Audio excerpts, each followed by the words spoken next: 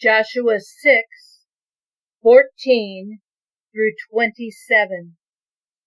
On the second day they again circled the city once, and returned to camp. They did this 6 days. When the seventh day came, they got up early and marched around the city this same way, but 7 times. Yes, this day they circled the city 7 times. On the 7th time around, the priests blew the trumpets, and Joshua signaled the people, "Shout! God has given you the city. The city and everything in it is under a holy curse and offered up to God, except for Rahab the harlot. She is to live, she and everyone in her house with her, because she hid the agents we sent. As for you, watch yourselves in the city under holy curse. Be careful that you don't covet anything in it and take something that's cursed, endangering the camp of Israel with the curse and making trouble for everyone. All silver and gold, all vessels of bronze and iron are holy to God. Put them in God's treasury." The priests blew the trumpets. When the people heard the blast of the trumpets, they gave a thunderclap shout. The wall fell at once. The people rushed straight into the city and took it. They put everything in the city under the holy curse, killing man and woman, young and old, ox and sheep and donkey.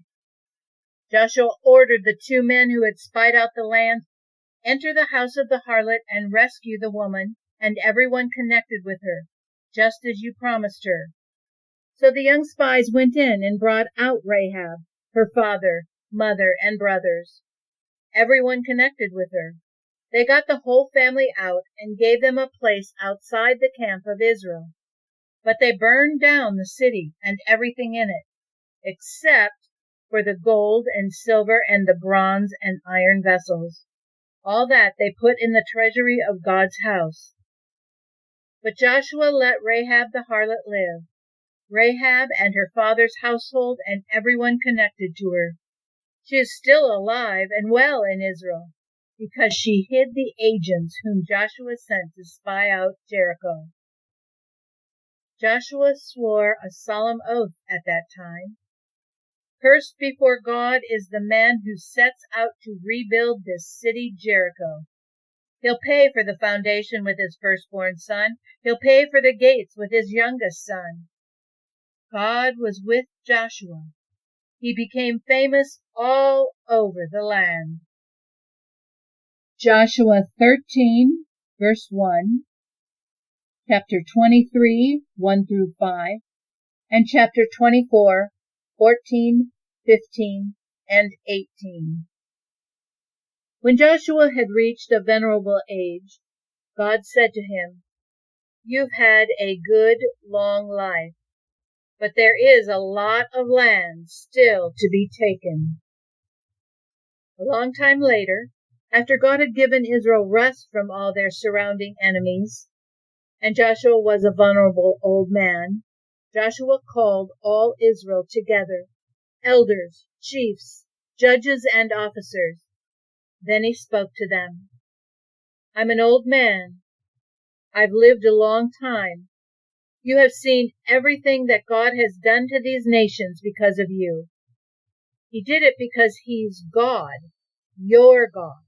He fought for you. Stay alert.